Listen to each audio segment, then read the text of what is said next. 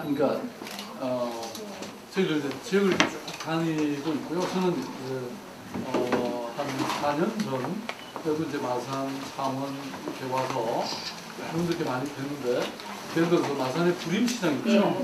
거기서 이제 그 예술로 뭔가 이 시장을 꾸며보려고, 그래서 뭔가 새로운 활력을 만들어 보려고 하는 그런 사람들도 만났고 그랬는데, 제가 이제 그동안 이렇게 지역 특히 재래상권들 보면 참 너무 절망적이잖아요. 왜냐하면 우선 보통 이제 대형 유통마트가 하나가 들어오면 한 3,000개 자영업이 사라진다고 할 정도로 힘들죠.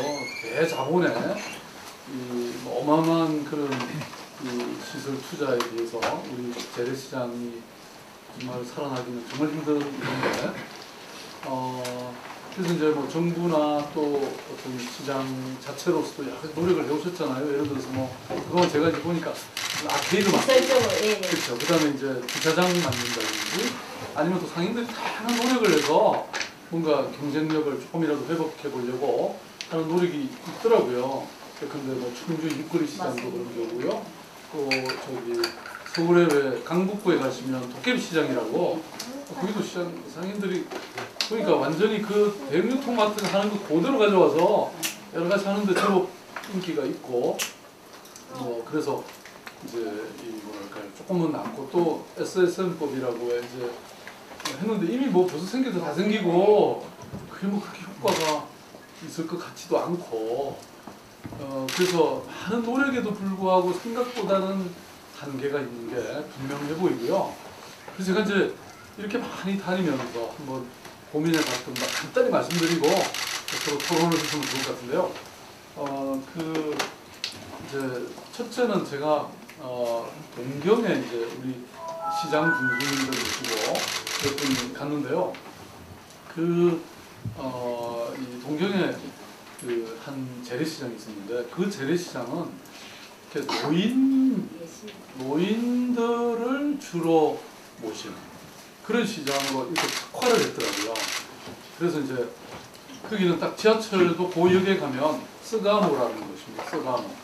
스가모 재래시장이라는 곳인데, 일본도 마찬가지로 뭐 쉽지 않죠. 근데 이 스가모 재래시장은 그 지하철역에 딱 내리면요, 이 지하철에 그 에스컬레이터가 천천히 움직여요. 그러니까 노인들에게 편해요. 그 다음에 이제 이렇게 상가로 들어서면 의자, 벤치가 곳곳에 있고, 그 다음에 이 노인네들이 쓰시는, 근데 노인네들 속옷은 무슨 색깔입니까? 네? 빨간색. 빨간색이 많죠. 어르신한테 속옷 이상 안 사. 네. 빨간색이, 일본 사람들도 그런가 봐요. 그래서 그런 데가 많아요. 그 다음에 이 휴식할 수 있는 그런 장소들이 많이 생기더라고요. 그래서 좀 재밌게 봤습니다. 그러니까 우리가 또 재래시장을 근데 아주 청년들이 오는 곳이라든지, 그런 시니어들이 오는 곳이라든지, 뭐 아무튼 그런, 아니면 뭐 굉장히 농촌 상품들, 뭐 가공, 뭐 이런 쪽으로 전문한다거나 이런 거 한번 생각해 볼 수 있다고 생각하고요. 그 다음에 두 번째는, 저는 재래시장, 재래상권을 살리는 지금까지 모든 조치는 백약이 무효였다고 생각하거든요. 근데 제가 발견한 딱 하나의 대안이 있습니다. 뭘까요? 네, 궁금하시죠? 네. 네, 제가 생각하기에는 대형 유통마트에서 파는 거를 똑같이 팔면 절대 경쟁이 안 됩니다. 이건 가격 경쟁이 우선 안 되잖아요. 근데 제가 여기 딱 창동 시장 들어오면서 보면 전부 대기업 파는 거 다 팔아요. 네. 근데 이거는 제가 보기에는 이 대형 유통마트에 가면 우선 물건 가격이 좀 굉장히 싸잖아요. 왜냐면 그건 중국적으로 어마어마한 물량을 주문하니까 가격을 확 다운시킬 수 있잖아요. 그럼 두 번째는, 여기는 에어컨이 막 여름에 뭐 그냥 에어컨 빵빵 나오죠. 무슨 문화 센터 있죠. 그 다음에 또 자신 뭐 예쁘게 차려입고 절 잘하죠.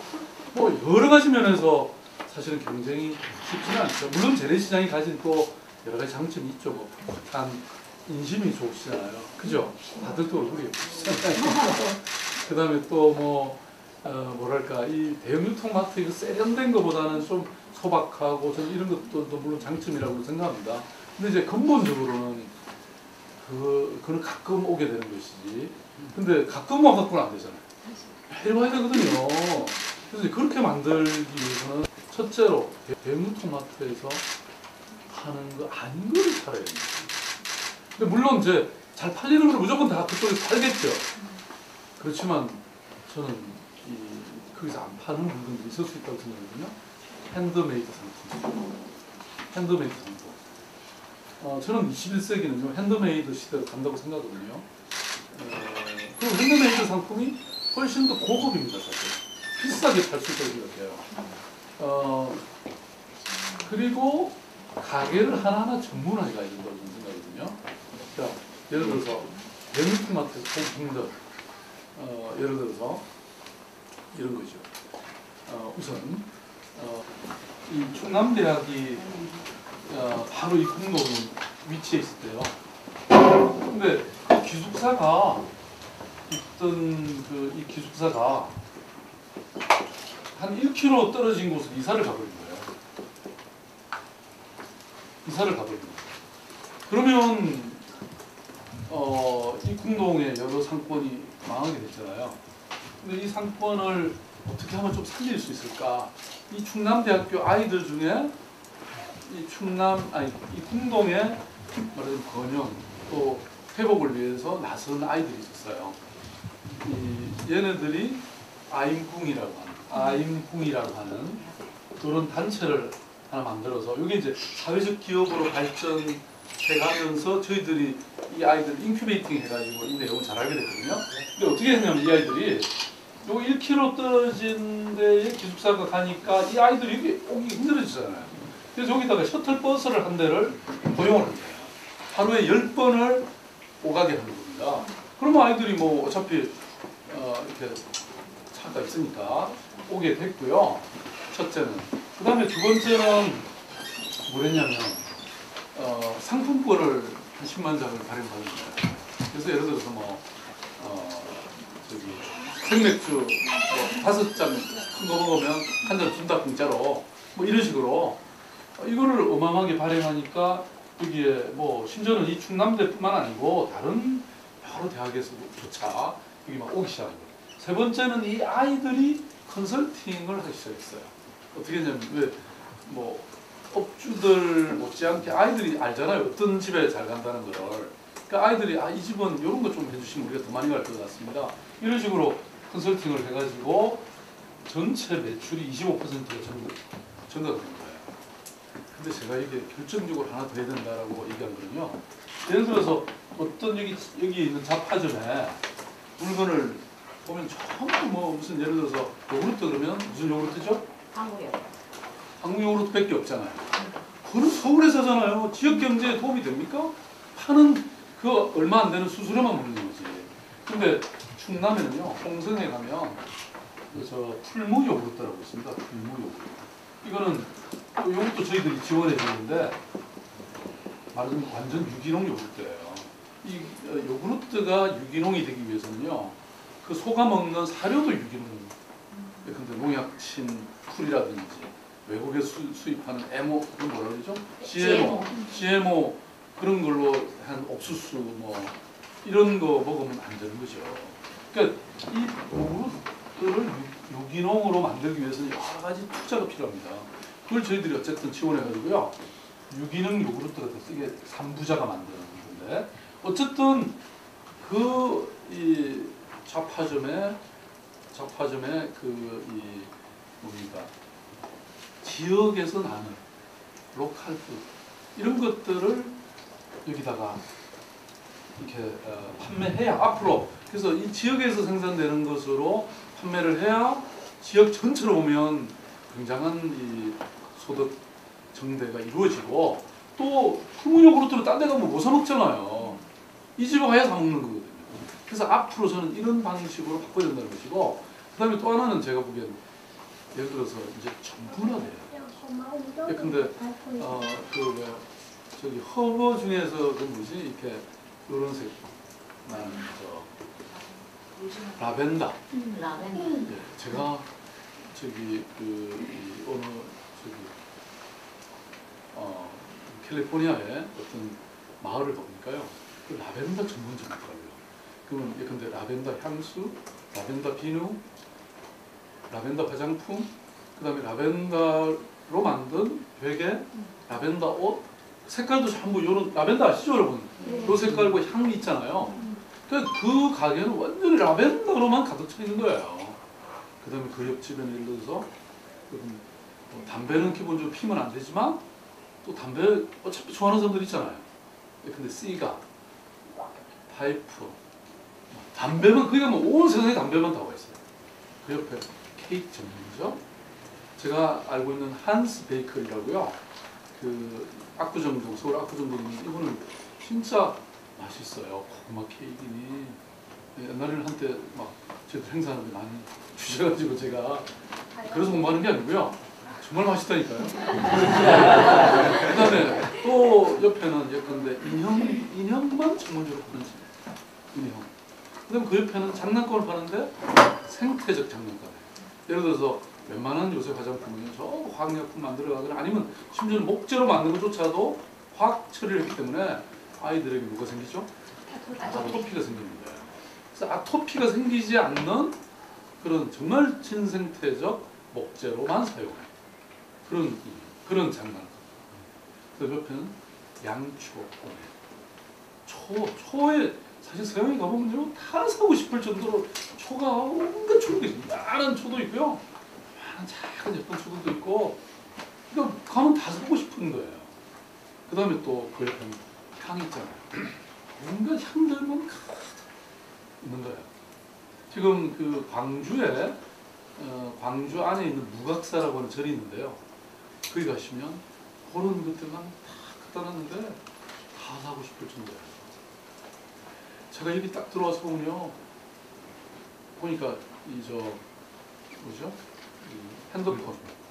핸드폰 정말 가득 채 들어오고 지금 서로 그냥 그 갉아먹는 거잖아요. 서로 경쟁이잖아요. 그다음에 여러분 법주사, 큰 해인사 앞에 가보세요. 그리고 뭐 있죠? 송을 타올만 한 연합이 있거든요. 지금 우리나라에서는 이런 경제로는 이제는 사만불 시대로 저는 갈 수 없다고 생각합니다. 우리가 하기 위해서는 이제 변화가 필요한데요. 업그레이드가 필요해요. 전환이 필요합니다. 사람들이 찾아오는 거니까 사람들의 생각과 이런 어떤 생활 수준과 이제는 이런 센스가요 많이 변화됐거든요. 제가 이제 아름다운 가게를 만들어 봤잖아요. 사람들이 아름다운 가게 전에는 안 된다고 그랬어요. 왜냐면 아름다운 가게는 헛 물건이니까 사람들이 안 살 거라 그랬잖아요. 근데 지난 10년 동안 세상 사람들의 생각이 많이 바뀐 거예요. 어떻게 바뀌었냐? 옛날에는 좋은 거, 비싼 거, 메이크업만 찾았거든요. 근데 싸면, 그리고 싸고 좋으면 산다라고 하는 생각들로 바뀐 거예요. 그만큼 사람들이 이제는 외형적인 게 아니라 내실을 많이 따지게 된 측면도 커졌다는 겁니다. 그러니까 그런 것처럼 저는 이제 우리나라 사람들의 소비자의 생각들이 많이 바뀌고 있는데 우리가 거기 부응을 해야 된다고 저는 생각하거든요. 재래 상권 자체도. 그 다음에 제가 이래봬도 여러분, 저도 큰 CEO가 아시죠? 기업을 이렇게 봤다니까요. 또 하나 뭘 했냐면 커피 회사를 만들었어요, 제가. 그게 뭔지 아시죠?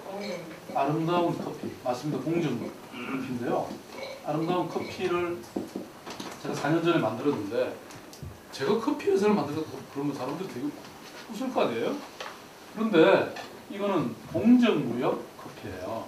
뭐냐면 이 커피는 어차피 제3세계에서 수입을 하는데, 그 제3세계 수입하는 그 커피가 가난한 농부가 만든 커피예요. 그리고 일반 다른 커피보다 우리 3배로 더 비싸게 사줘요. 상상이 가십니까? 아니 무역을 하는데 상대방에 가서 싸게 후려쳐서 사와야 되는데 우리는 오히려 3배를 더 준다니까요. 그럼 어떻게 장사가 됩니까? 근데 장사가 되는 거예요.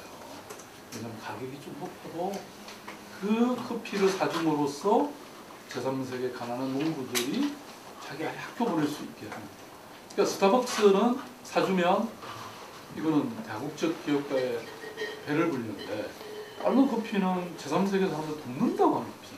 다시 말씀드리면 세상이 윤리적 소비의 시대가 오고 있다는 겁니다. 이게 작년에 매출액이 30억이 올랐어요. 앞으로 저는 10년 안에 이게 한 1000억대로 올라갈 거라고 생각하거든요. 왜냐하면 영국의 커피 시장의 10%를 우리하고 비슷한 커피가 이미 장악했어요. 세상은요, 크게 보면 저는 선진국이라고 하는 나라의 그런 모델로 따라서 안 갈 수가 없다고 생각합니다. 시간의 문제죠. 근데 저는 외국의 이런 어떤 작은 중소도시나 이런 데 가보면요, 가게가 너무나 깨끗해요. 그게 물건들이 그냥 백화점에 가는 것은 사실 도시 사람들이랑 가지, 많은 사람들은 그런 어떤 도시의 전문점을 찾아가는 거죠.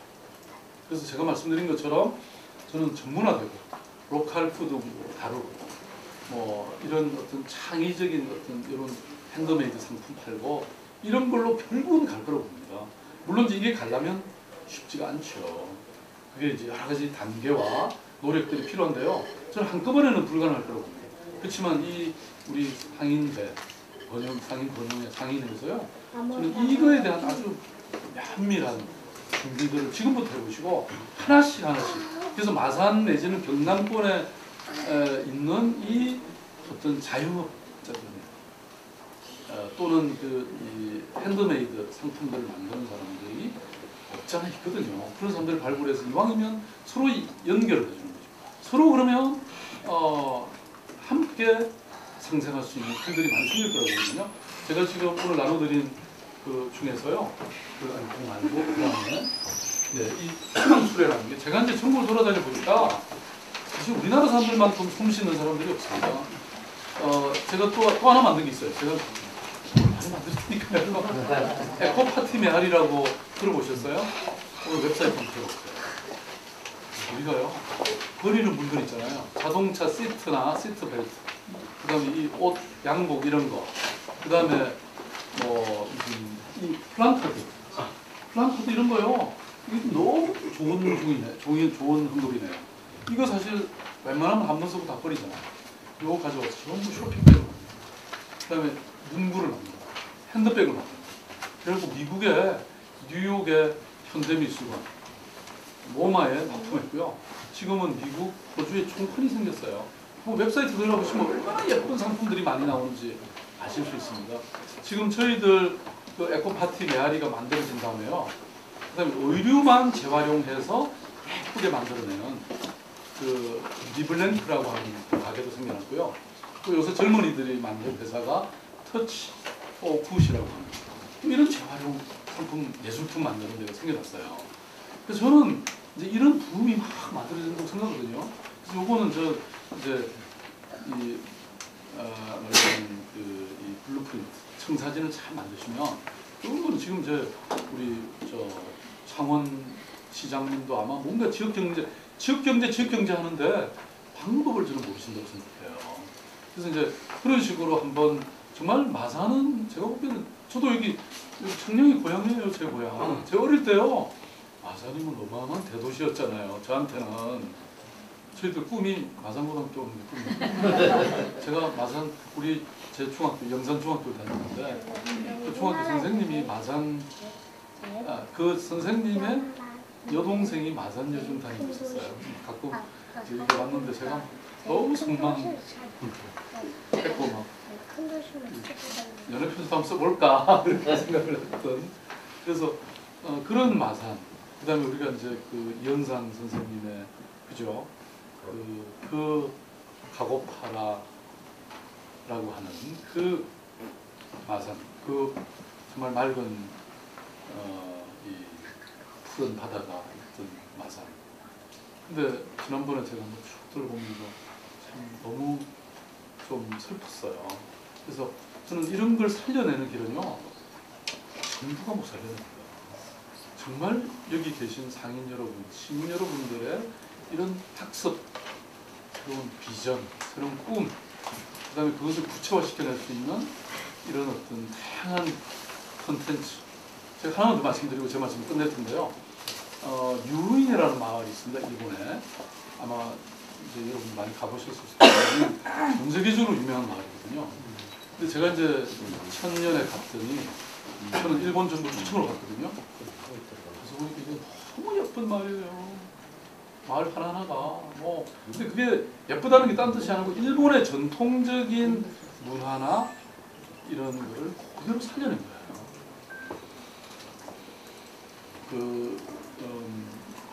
이제 이렇게 시작이 됐대요. 이 지역의 유지들이 스위스에 여행을 갔대요.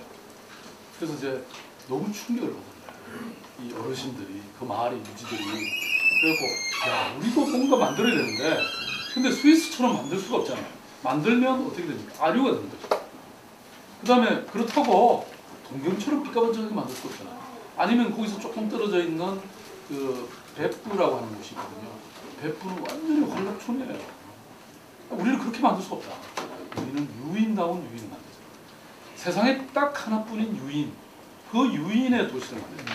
그래갖고 이분들이 예컨대 옛날에 이 뭐죠? 그 자판기, 일본 가면 자판기 혹은 자판기 싹 없애고요. 우리나라 다방 같은 거 싹 없애고 집안에 화장실 하나 고쳐도 이 뭡니까? 그 마을에 위원회를 따로 만들었고 전부 심사를 새로 한 거예요. 그래서 아름다운 마을을 딱 만드니까 일본의 어떤 감독이 여기 와서 보고 너무 좋아졌거든요. 그래가지고 거기에 전국 영화제를 거기서 개최하고 이런 식으로 알려져 갔고요. 제가 그 마을 촌장 집에서 이제 한 번 잤는데 가서 보니까 그 집도 앞에 그 마당에 야생화를 막 심어가지고요. 그래서 내가 신혼여행을 제대로 못 갔는데 다음에 신혼여행 이 집에 좀 오고 싶다 그랬더니 그러면 당신은 우리 정부가 추천한 손님이니까 1년 전에만 예약하면 해주겠다는 거예요. 1년 전에 예약해야 되고 그런 도시를 만들었더라고요. 왜 못 만들까? 우리가 작심을 하고 저는 창동은 대한민국 최고의 재래시장 진짜 서울에서도 찾아오는 그런 재래시장을 한번 만들어 볼 수 있다고 생각하거든요. 근데 이제 아까 말씀드렸던 뭐 광주의 대인시장이나 이제 이런 거는 약효가 다 떨어졌어요. 저는 아까 방금 말씀드렸던 이 전문화된 거, 핸드메이드 상품, 정말 이런 것들을 중심으로 상가를 완전히 새롭게 만들어가는 이런 새로운 비전을 한번 해보시면 정말 저는 좋을 것 같고요. 그리고 이제 그래서 이 희망수레라는 것들도 제가 보니까 이 소기업들이 나름대로 사실 없는 게 아닙니다. 대한민국에 있는데 근데 그분들이 물건을 어떻게 팔아야 될지 어디 홍보해야 될지 이런 걸 모르잖아요. 그래서 전문적으로 팔아드리는 일종의 유통 조직인데요. 저는 그러니까 처음에 어떤 소기업이 생겨나서 그 어느 정도 이렇게 안정화되는 그 단계까지는 저희들이 도와드릴 수는 있는데요. 근데 어느 정도 더 되면 이제 저희들이 계속해드릴 필요가 없잖아요.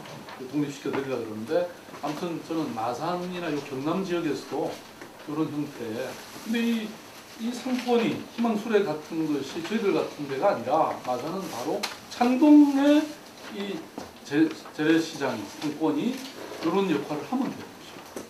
네. 자, 지금부터 이제 질문하시죠. 제가 뭐 아니 이쪽에 잘 아는 건 아닙니다만 그래도 전국에 제가 한 5, 60군데를 다녔어요. 재래시장만.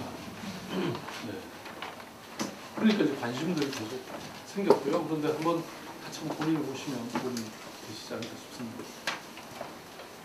이제 이 사회가 이제 이렇게 점점 발전해 가면서 모든 게 전문화된다고 생각하거든요. 그러니까 물론 이제 이게 다 통합돼서 예를 들어서 뭐 큰 백화점이 생기기도 하지만 또 동시에 한편으로는 막 전문화돼 간다고 생각하는데 제가 요새 이제 1000개 직업이라고 하는 걸 갖고 이렇게 막 강연을 하는데요. 우리나라 젊은이들이 일자리가 없잖아요. 근데 일자리가 왜 없냐면 누구나 가는 대로 다 가니까 그래요. 예를 들어서 우리가 아이들 생각할 수 있는 직업이 뭐죠? 공무원. 그다음 대기업에 무슨 직원으로 가는 거. 그다음 고시, 뭐 언론, 요새는 언론도 고시라고 하잖아요. 그죠? 네. 그다음에 또 뭐, 네. 뻔한 거예요. 그러니까 누구나 다 알고 있고, 누구나 다 몰려가는 대로 가니까 이게 제가 보기엔 거기는 숫자가 이미 제한되어 있거든요. 새롭게 만들어질 수 있는 일자리 숫자가 별로 없죠.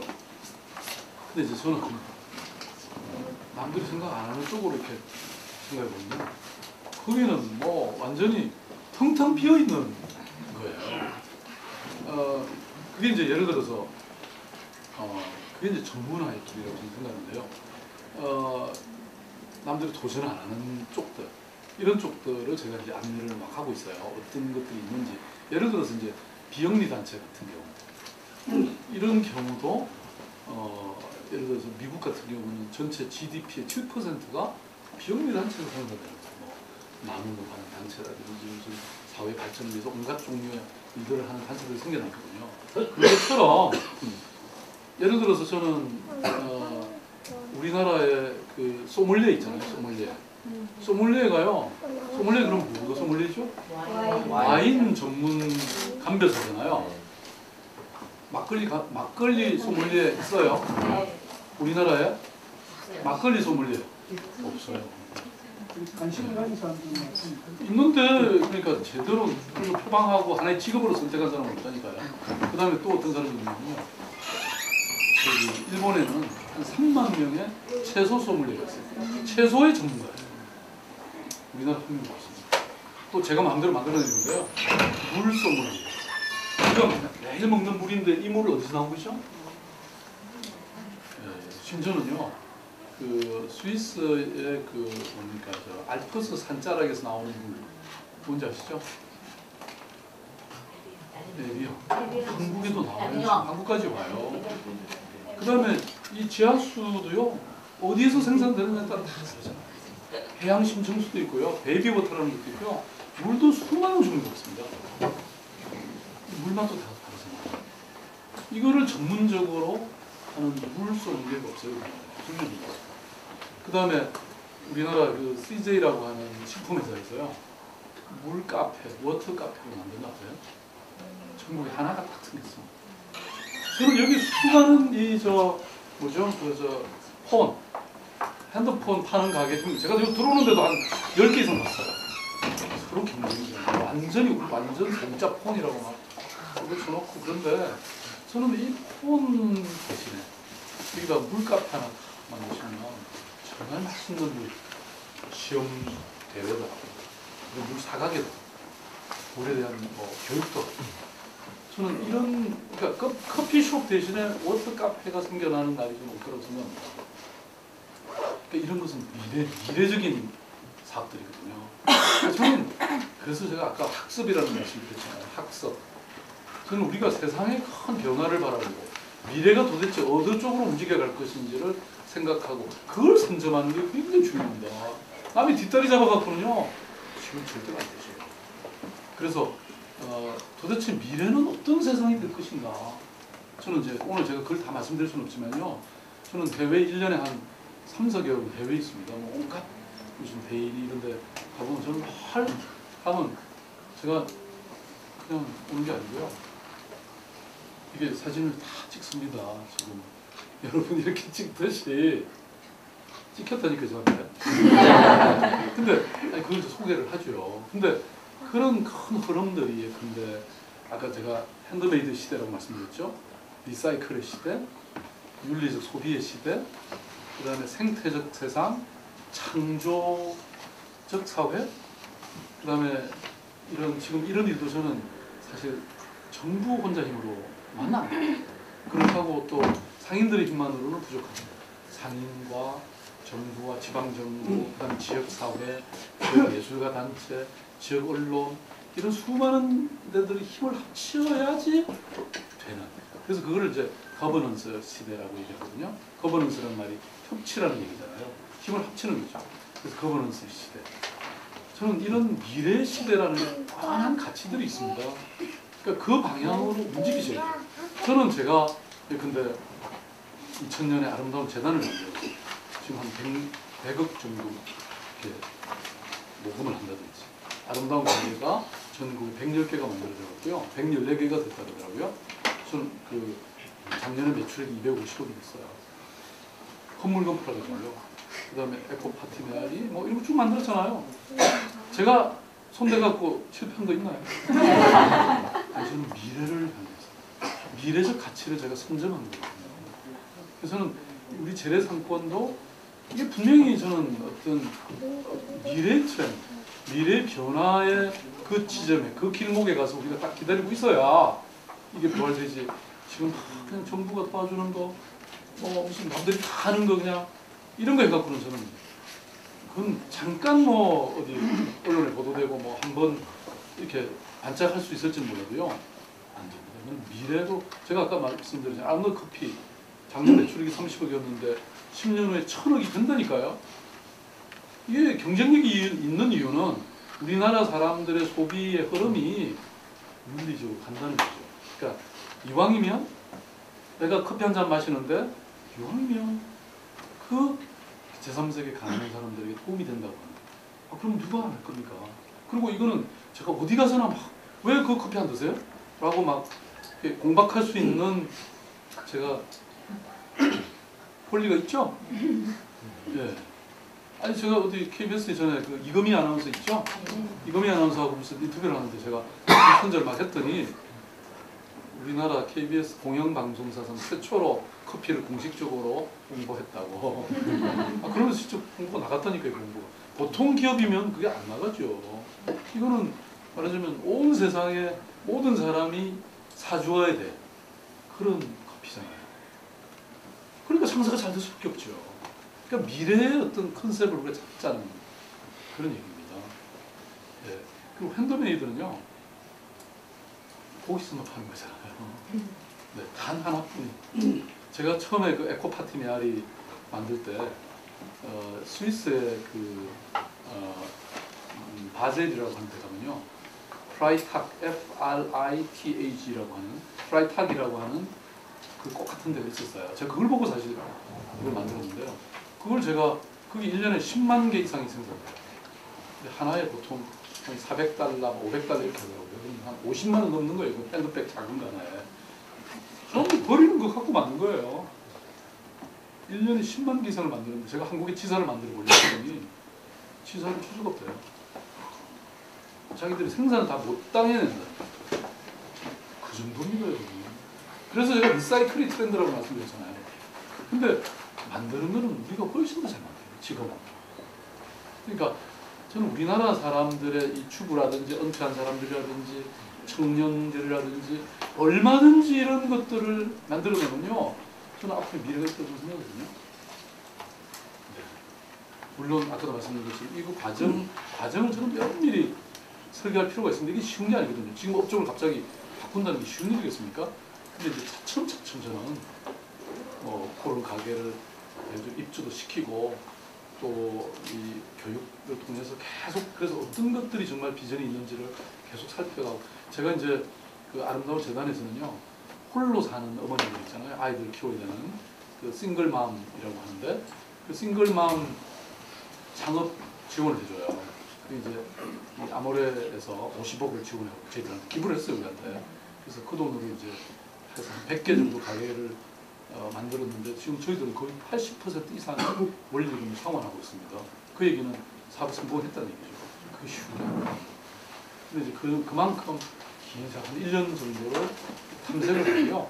그 다음에 이제 또 그분이 성공할 수 있도록 다양한 사회적 네트워크를 활용하고 이런 걸 하는데, 아무튼 그런 여러 가지 고민을 별도로 한번 해봐야 되겠죠. 예. 아니 뭐 예술촌은 제일 유명한 게 광주의 그 대인 시장.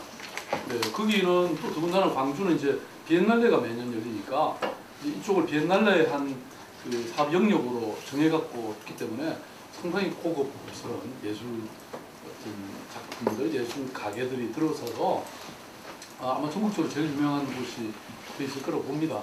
근데 이제 이 회장님 아시는 것처럼 이제 이런 거죠.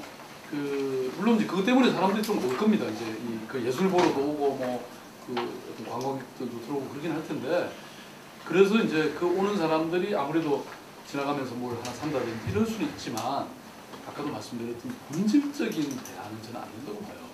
그러니까 무슨 말씀이냐면 결국은 여기에 그 물건을 사러 오게 만들어야 된다고 저는 생각하거든요.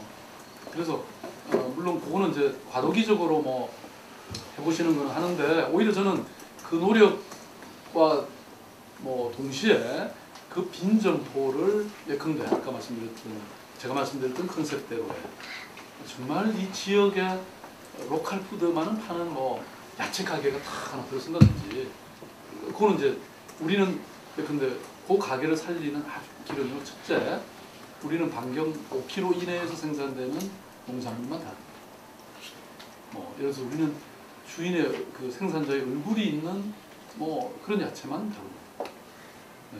그다음 우리는 뭐 예를 들어서 못난 과일도 있을 수 있고 또 때로는 벌레 먹은 것일 수도 있다. 그렇지만 우리는 완전한 유기농 식품입니다. 라든지. 예컨대 우리 가게 10가지 양보할 수 없는 고집 이런 거 딱 앞에 그리고 이제 이런 식으로 이런 가게가 하나 생겨나. 그다음에 또 하나 고기에는 그 다음에는 떡 전문 가게가 생겨나는데 뭐 고기도 그런 거지. 그다음에 그 떡도 뭐 너무나 흔한 게 또 떡이잖아요. 근데 그 집만의 여러 가지 특성들을 만들어가야 되는 거죠. 그다음에 뭐 어느 가게는 마산에서만 생산되는 어떤 수공예품 그런 것만 다루는 뭐 어느 뭐 이런 식으로 저는 하나씩 그런 걸 오히려 늘려보시는. 그러니까 저는 본질로 승부를 해야지 어떤 주변적인 걸로는 잠깐 조금 생명을 연장하는 데는 도움이 되는데요. 본질적으로 살아나는 게 그러니까 여기 시장은 물건을 파는 곳이잖아요. 그러니까 물건으로 승부하는 거죠.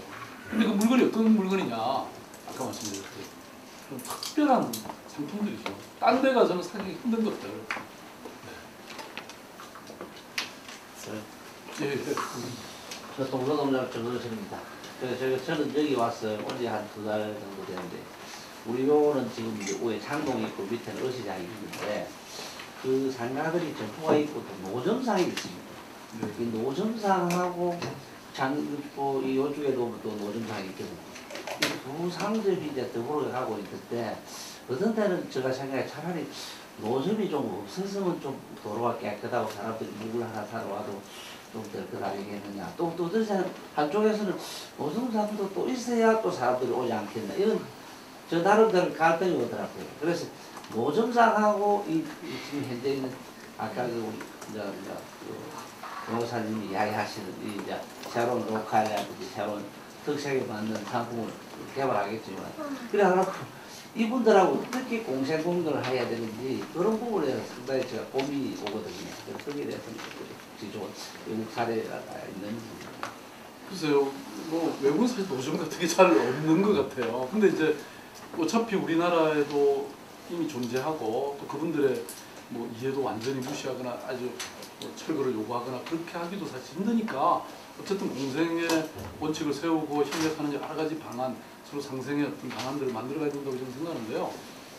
그러니까 뭐 사실 제가 보기엔 아마 이제 여기 우리 회장님, 그 상인회 회장님이라든지 동장님이라든지 참 여러 가지 어려운 일들이죠. 왜냐하면 이해관계를 조정하는 것만큼 어려운 일은 없거든요. 그래서 뭐 물건의 어떤 영역이든 아니면 뭐 영업 시간이든 아니면 어찌됐든 여러 가지 그 이해관계를 조절해야 될 그런 분야가 있는 것 같고요. 그것은 이 많은 그 소통과 논의의 자리를 가지시면 저는 가능하지 않을까 이런 생각은 듭니다. 그래서 그리고 이제 거기도 마찬가지로 예컨대 노점상이 가지는 이 문제, 외관의 문제, 그죠? 그다음에 또 위생의 문제, 그다음에 또 뭐 호객행위 같은 거는 사실 어찌 보면 또 재밌는 것일 수는 있는데요. 또 지나치면 그 사람들이 오기 싫어지는 그런 요소도 되니까 아무튼 뭐 그런 몇 가지 또 원칙을 서로 그 노점상들끼리 서로 합의를 해서 그런 걸 하나 만든다든지 아니면 저는 수레 그 왜 노점상이 갖고 있는 그 수레라든지 이 위에 뭐라 그러죠 그 차양이라고 그러나요? 뭐 이런 거라든지 이런 것도 저는 좀 다르게 만들 수 있다고 저는 생각하거든요. 사실은 지금 여기 이제 아까 제가 물건의 말씀을 드렸습니다만은 물건 외에 여기 공공 디자인도 확 좀 바꾸면 좋겠거든요. 근데 그 디자인이 예컨대 그 어디입니까 저 진안에 가시면요, 진안 백운면이라는 데 가시면 참 재미있는 간판 거리가 있습니다. 거기는 이제 전주대학교 교수님들이나 그 몇 분의 예술가들이 했던 프로젝트인데 예컨대 그 저기 있죠 뭐라 그러니까 염소 이렇게 양곱창. 아니요 곱창 말고 제가 사슴다리고 염소첩 네, 염소첩 뭐 이런 거 있잖아요. 붕어젓, 금강. 근데 그게 그 집 가게 지붕에 보면 양하고 이게 딱 위에 그려져 있어요. 그러니까 이제 저는 너무 재밌는 간판들이 많거든요. 근데 그것도 그 이제 똑같이 하면 또 안 돼요. 뭔가 좀 예쁘면서도 전부 다른 차별성이 있는 뭐 이런 간판, 또 특이한 집. 제가 캐나다의 밴쿠버라는 데를 가니까요, 이런 가게가 있더라고요. 이 집은 그러니까 잡화점과 식당이 있는 곳인데요. 지붕에 염소를 키워요. 특색이 있어야 된다니까요. 뭔가는 다른. 대한민국의 전 세계 우리 집은 딱 하나뿐인 정할 게 없으면 지붕에 염소를 키우는. 그러면 지붕에 염소를 키우는 집 다 알잖아요. 그런 식으로 뭔가 저는 잦은 경쟁력을 차별성에서 나온다고 생각합니다. 네. 그래서 이제 그런 일들도 좀 해볼 수 있지 않을까. 네. 그러니까 지금까지는 우리나라 재래상가라 그러면 뭐 그냥 지저분하고 좀 뭐 그렇지만 할머니들의 막 그런 수두번한 뭐 이런 걸로 이제 장점이 있었죠. 저는 그거는 또 그거대로의 장점이 분명히 있기 때문에요. 살릴 필요는 있다고 생각해요. 정말 재래시장에 들어가면 왜 그런 거 있잖아요. 이제 그렇긴 하지만 저는 그걸로는 영원히 갈 수는 없다고 생각합니다. 오히려 말씀하신 그런 걸로 이제 결국은 가야 된다고 저는 생각합니다. 심지어 그 할머니의 그런 소박한 것조차도 하나의 디자인의 대상이 돼야 된다고 보거든요. 근데 그 시장 우리 상인 여러분들의 생각이 바뀌는 게 최고로 중요하다고 생각해요. 그래서 저는 제가 이제 여기 시장 군수님들한테는 어떤 얘기를 하냐면 시청사 팔아갖고 여행 다니라 저기 얘기하거든요. 아니 심지어 잠깐만요. 그러면 이제 그런 질 관리를 해줄 수 있는 어떤 그 기구가 필요하지 않을까요? 뭐 서비스라든지 우리가 지켜내야 될 전통이라든지 버려야 할 전통이라든지 아니면 그런 거니까 그런 컨설팅을 해줄 수 있는. 근데 우리나라 컨설팅 기관들도 엉터리가 많고요. 그래갖고 또 너무 비슷하게 전국적으로 만들어 버리거든요. 그래서 물론 이제 그런 기관대로 저는 발전해 가야 된다고 보지만 결국은 그런 또 좋은 사람을 쓰는 것도 상인들이세요. 제가 대한민국 최고의 인테리어 디자이너나 상품 디자이너나 이런 거 제가 소개해드릴 수 있어요. 그리고 가능하다면 만약에 정말 여기 상인들이 의지를 모아내신다고 하면 그분들 아마 자기들 품값 제대로 안 받고도 하실 용의가 있을 겁니다. 저는 늘 그렇게 공짜로 쓰거든요. 근데 문제는 우리 주체가 되는 상인 여러분들이 진짜 우리는 이런 거 하고 싶다고 하는 그 열정, 그다음에 의식의 수준 이런 게 좀 있어야 되는 거거든요. 그래서 저는 오늘 희망이 있다고 보는 게 저 같은 사람 아무것도 아닌데 이렇게 막 이렇게 열심히 듣고 계시는 게 저는 희망이라고 보고요. 그래서 저보다 훨씬 더 전문적인 이 분야에 이런 사람들을 이제 차츰차츰 부르셔갖고 계속 얘기도 들으시고 또 여러분들도 스스로 뭐 저는 전 세계적 이런 규모로 뭐랄까 좀 좋은 데를 다 걸어다니는 게 하나하나 학습하고 공부하고 간판 안은 어떻게 해야 되는지 인테리어는 어떻게 해야 되는지 또는 상품들은 어떤 것들을 갖다 놔야 되는지 아니면 세계적인 이런 어떤 가게들의 트렌드는 어떻게 바뀌고 있는지 이런 것들을 저는 사실은 전문가가 따로 없다고 생각하거든요. 우리가 필요하면 전문가가 되는 거잖아요. 그렇게 자기 의욕, 자기 열정이 있어서 자기 사업 때문에 다니는 사람이야말로 가장 잘할 수 있고 잘할 수 있다고 저는 생각하거든요. 그리고 여기 우리 허정도 선생님은 저는 지역의 이렇게 전문가들 중에 그래도 참 수준 있는 도시 계획이든 뭐 어떤 지역의 발전에 관한 이런 게 있는 분이라고 저는 생각합니다. 책 내신 것도 그렇고. 그러니까 지역도 찾아보면 전문가가 또 없는 게 아니거든요. 보통은 이제 자기 동네에 있는 전문가도 잘 몰라보시는 경향이 있어요. 근데 이제 그런데 또 이런 분, 선생님 같은 분과 또 다 연결되어 있는 전문가들 또는 예컨대 어떤 창동을 발전시키고자 하는 이런 기꺼이 어떤 재능을 나누어 드리고자 하는 사람들이 저는 있다고 보거든요. 그래서 이제 이런 분들을 우리 잘 모시고 하나하나 이제 좀 기본적으로는 학습이라는 게 참 중요한 것 같아요. 평생 학습이 안 그래도요 세상이 어마어마하게 발전하기 때문에 우리가 끊임없이 공부하지 않으면 안 되거든요. 누구라도. 그런데 이제 우리가 정말 이 뒤떨어져 있는 재래시장을 살려내려면 남보다 조금은 더 공부를 하셔야 되지 않나요? 근데 오늘 보니까 저는 정말 너무나 진지하셔갖고요. 제가 아주 그냥 너무 감동입니다. 네, 저는 우리 상인회의 리더십이죠. 그리고 예컨대 뭐랄까 전체적인 어떤 방향이나 이런 것도 어떻게 세우느냐의 문제도 있고, 또 아까 빈 것들을 예컨대 일부 그러니까 아까 그 정부에서 온 돈들을 갖고 또 뭔가 모델이 되게 몇 개를 만들어낼 수도 있고, 뭐 여러 가지 저는 그런 것들은 고민해볼 수 있는데, 아까 말씀하신 것 중에 저는 이제 젊은이들이 막 이렇게 오게 되는 거, 이거는 참 어찌 보면 아이들이 진짜 뭐 갈 데가 없는 곳인데, 저는 그런 아이들의 수요를 잘 파악해서 걔네들이 오게 만드는. 근데 여기 아까 예술을 이렇게 한다고 했는데, 예술뿐만 아니라 또 그런 아이들이 마음대로 와서 놀 수 있는 카페 같은 거, 뭐 그런 것도 한두 개. 어제 우리가 그 부산에서 본 뭐죠? 그래서 통이라고 하는 카페 한번 가보시면요, 사실 별것도 아니에요. 그냥 이런데 애들이 마음대로 와서 세미나도 하고 뭐 무슨 예술도 공부하고 이럴 수 있는 사실 공간이라는 걸 위대하거든요.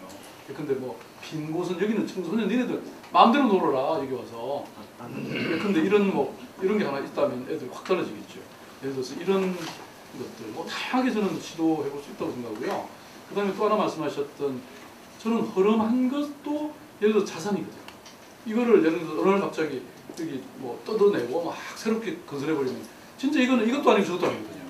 오히려 저는 이 허름하고 소박하고 지저분한 것도 자산으로 잘 활용해서, 다만 그거를 또 새로운 현대적 어떤 센스나 세련됨과 과거 것들을 잘 저는 어떤 절충하거나 뭐 이렇게 만들어내는 방식이 있다고 생각해요. 만약에 저는 이제 서울에 한번 삼청동을 한번 가보시면, 삼청동이나 홍대 앞이나 또는 요새 막 이제 옛날 삼청동에서 저희 아름다운 재단이 가기가 그 중간에 있거든요. 인사동 사이에. 근데 그 부분도 막 바뀌고 있습니다. 근데 보면 옛날 거 뭐 거의 새로 짓거나 그런 게 별로 없고요. 옛날 거 그대로 놓고, 다만 이 외관도 바꾸고 안에 내용도 바꾸고 거기에 팻말 하나 바꾸고 그러면서 굉장히 달라요. 간판 막 이따만한 거 없고요. 아주 작지만 예쁘고 정겹고, 그다음에 말이 중요하잖아요. 그러니까 표현 하나 이런 게 사람들을 아주 시선을 사로잡는 이런 것들이죠. 그래서 저는 버스를 대절하셔갖고요 확 다니셔야 된다고 봐요. 저는 현장보다 더 좋은 버스는 없다고 봐요. 제가 와서 뭐 백날 이런 얘기하는 것보다 한번 가보시면, 야, 우리가 이렇게 왜 못 만들까? 못 만들 이유가 없다고 생각합니다. 하나씩 해나가면 어떨까 싶거든요. 네. 아마 아까 제가 거버넌스라는 말을 드렸잖아요. 그러니까 저는 여러 관계된 어떤 기관이나 단체 또는 전문가, 사람들이 이 상인 여러분들 중심에 주체로 놓고 주변에 있는 많은 어떤 이런 협력을 끌어내고 함께 연대하고 뭐 이런 발상으로 하면은 뭐 안 될 이유가 없죠. 네. 그리고 저는 세상에 무슨 일이든요, 누가 가서 간절히 요청하면 다 들어주게 돼 있어요. 네. 근데 사람들이 그런 요구를 안 하니까 그런 거예요. 그래서 제가 뭐든지, 제가 우리 희망여서 모금 전문학교라는 게 있거든요. 거기 제일 첫 번째로 제가 말하는 게 Please ask. 요청해라 이겁니다. 사람들이 요청도 안 하고 지리짐작으로 아이 저런 사람 야 여기까지 오겠냐? 이런 생각하시는데요. 예컨대 누구 부르시고 싶으세요? 이효령 선생? 몇 번만 이메일 보내보세요. 분명히 오십니다. 아니 이 마산의 어느 한 재래시장 상인들이 당신 꼭 한번 우리 좀 부르고 싶다는데 안 오면 나쁜 사람이죠.